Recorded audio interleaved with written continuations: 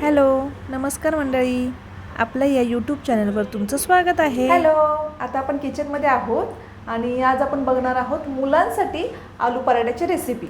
तसं तर आम्ही 2-3 प्रकारचे आलू पराठे बनवतो, पण मुलांसाठी वेगळी असते, मोठ्यांसाठी वेगळी असते. तर आज फक्त एकच रेसिपी बघणार आहोत आलू पराठ्याची. चला तर मग स्टार्ट करूया. तुम्ही बघू शकता इथे आपण 5 बटाटे बॉईल करून घेतले आहे आणि ते आपण असे किसून घेऊ. स्मॅशरने स्मॅशही करता येतात, पण असे किसून घेतलं ना की छान मसाला मिक्स होतो. एक एक करून आपण सगळे बटाटे असे किसून घेऊयात. ॲक्च्युली ही लहान मुलांसाठी रेसिपी आहे आणि आज आपण बोलणार आहोत लहान मुलांबद्दलच. तर व्हिडिओ शेवटपर्यंत नक्की पहा. मुलांना आलू पराठा खूप आवडतो आणि त्याच्यामध्ये आपण बऱ्याच भाज्यासुद्धा टाकू शकतो आणि हा बटाटा पौष्टिकही असतो. त्यांच्या तब्येत वाढवण्यासाठी हा उपयोगी पडतो. त्यामुळे अधूनमधून आठवड्यातून 2-3 वेळा तरी पराठा असतोच आमच्या घरी. बटाटा किसून होईपर्यंत मी तुम्हाला एक ट्रिक सांगते. लहान मुलांना बऱ्याचदा भाज्या ना तिखट लागतात, मग त्यासाठी त्यांना वेगळी भाजी करावी लागते आणि ती वेगळी भाजीही ते संपवत नाहीत. त्यासाठी एक मी उपाय शोधून काढला होता की शर्विल लहान होता ना तेव्हा मी काय करायचे, म्हणजे जेव्हा तिखट खात नव्हतं तेव्हा एक बटाटा डेली शिजवायचे आणि त्याच्यासाठी नॉर्मल चपाती नाहीच, त्याच्यासाठी त्या आलू पराठाच. म्हणजे डेली एक बटाटा शिजणार, त्याच्यामध्ये थोडीशी मिरपूड आणि मीठ टाकून ते स्मॅश करून तो चपातीमध्ये टाकून आलू पराठाच बनवायचा. मग काय होतं, भाजीसोबत खाताना त्याला ती भाजी तिखटही लागत नाही आणि आलू पराठ्याची टेस्ट लागल्यामुळे मुलं आवडीने जेवण संपवतात. कितीतरी वर्ष मी हेच केलं आहे. त्याला चपातीऐवजी डायरेक्ट आलू पराठाच दिला आहे. त्यामुळे तो सगळ्या भाज्याही खातो आवडीने आणि दररोज एक बटाटासुद्धा त्याच्या पोटात जातो. इथे आपला बटाटा किसून झालेला आहे आणि मी एक कढई घेतली आहे, त्याच्यामध्ये तेल टाकलेलं आहे. बघा, यामध्ये हे सुखे मसाले जाणार आहे. अर्धा चमचा हळद, अर्धा चमचा मिरपूड, 2 चमचे लाल तिखा, एक चमचा धने पावडर आणि 2 चमचे जिरे पावडर हे घेतलं आहे. कढईमधलं थोडं तेल तापलं की हे सुखे मसाले आपण यामध्ये टाकून देऊ आणि मंद आचेवरच याला परतून घेऊया. हे सुखे मसाले चांगले मिक्स झालेत आणि चांगले भाजलेत असं वाटलं की याच्यामध्ये आपण किसलेला बटाटा टाकून घेऊ. हे बघा, किसलेला बटाटा आपण याच्यामध्ये टाकला आहे. आता याला मिक्स करून घेऊया आपण. मी गॅस ऑफ करून कढई खाली घेत आहे मिक्स करण्यासाठी, नाहीतर हे सुखे मसाले जळण्याची शक्यता असते. आपण आधी छान मीठ टाकून मिक्स करून घेऊया आणि मग थोडंसं मंद आचेवर 5 ते 7 मिनटं परतून तुम्ही बघू शकता आपलं मिक्स करून झालेलं आहे. आता याला आपण गॅसवर ठेवून मंद आचेवर 5 मिनटं परतून घेऊयात. तुम्ही बघू शकता आपली भाजी रेडी आहे. यामध्ये आता वरतून खूप सारी कोथिंबीर टाकू, कारण कोथिंबीरींना एक वेगळाच स्वाद येतो आणि खूप टेस्टी लागतो पराठा. बघा, कोथिंबीर मिक्स करून झालेली आहे.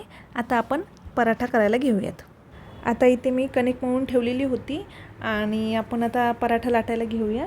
हे बघा, अशी एक छोटी पोळी करून घ्यायची आधी. बऱ्याच लेडीज असं बोलतात की आमचा पराठा फुगत नाही, तर त्यासाठी हीच ट्रिक आहे की ही पोळी लाटून घेतल्यावर छान त्यावर पीठ भुरभरून घ्यायचं आणि आपण जेव्हा भाजीचा गोळा ठेवतो, म्हणजे पराठ्याचं स्टफिंग ठेवतो त्याच्यावरही परत थोडंसं पीठ भुरभरून घ्यायचं. त्यामुळे ते एकमेकाला चिटकत नाही आणि पराठा छान फुगतो.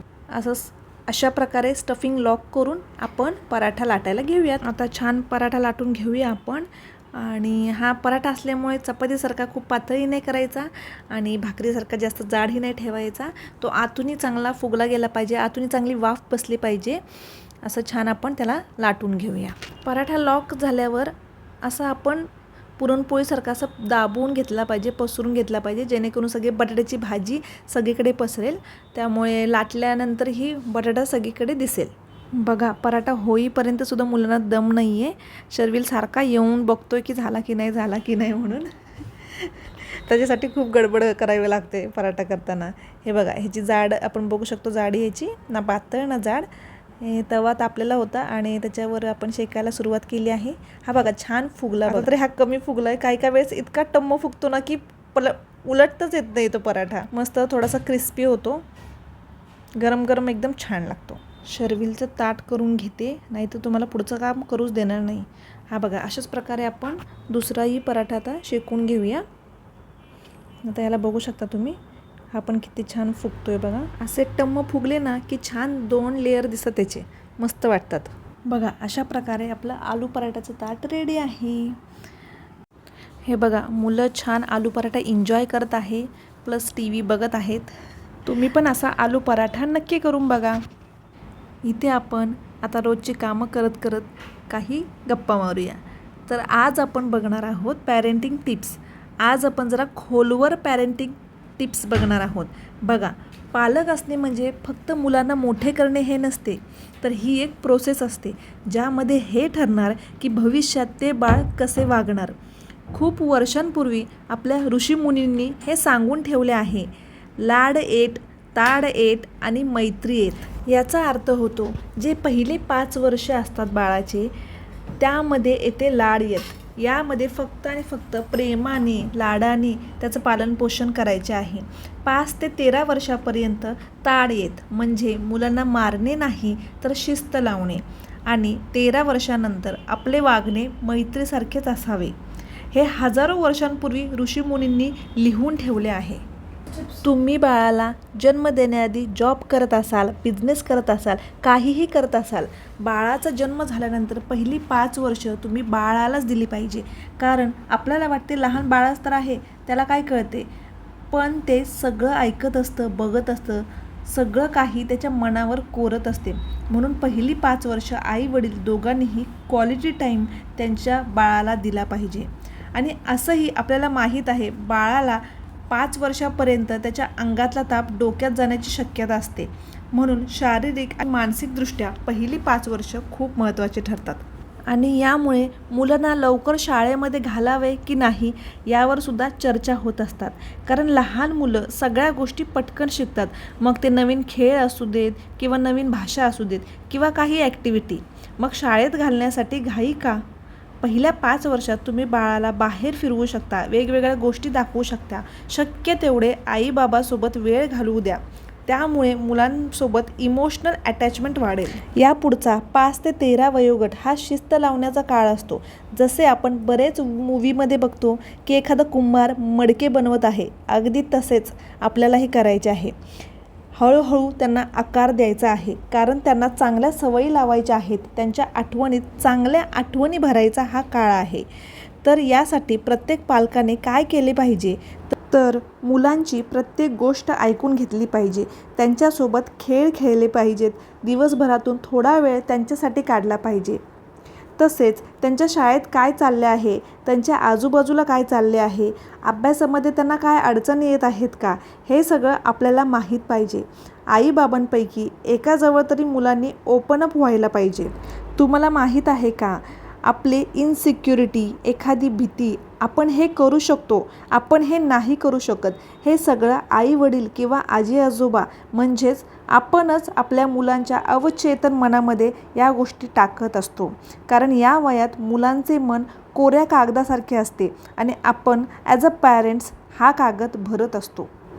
एका शोधामध्ये तर हे सांगितले आहे की 7 ते 13 वर्षाच्या मुलांसमोर घरात सिगरेट, दारू यावरून भांडणे किंवा आई वडील यांचे भांडणे या गोष्टी होत असतील तर भविष्यात मुलांना 40पर्यंत गंभीर आजार होण्याची शक्यता असते.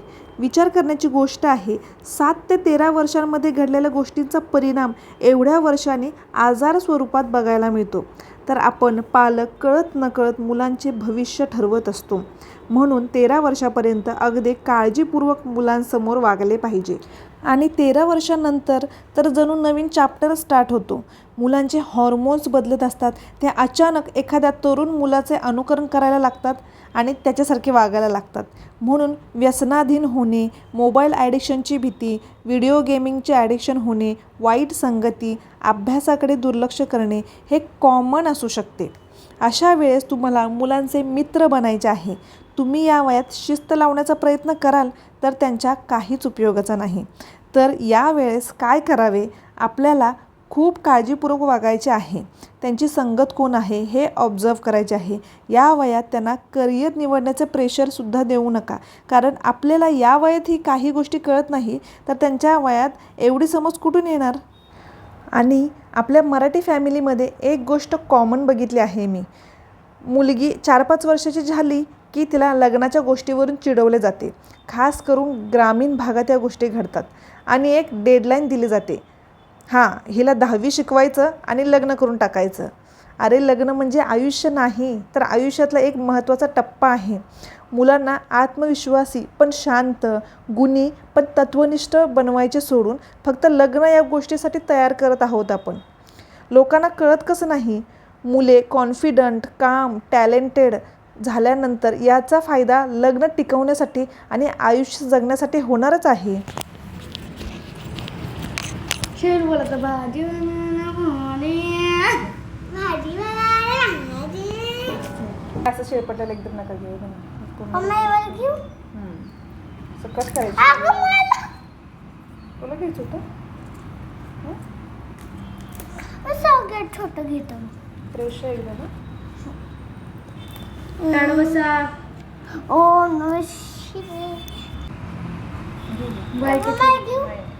ते नाही. हां डेट काढ द्यायचं. असं तसं पान ठेवायचं. बाकी बघते मी नंतर ठेवताना. चला थँक्यू मला मदत करते त्यासाठी. हे बघ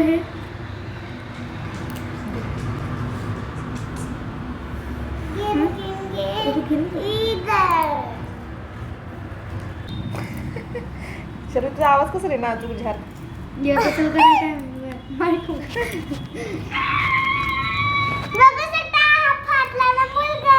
ए काय बस.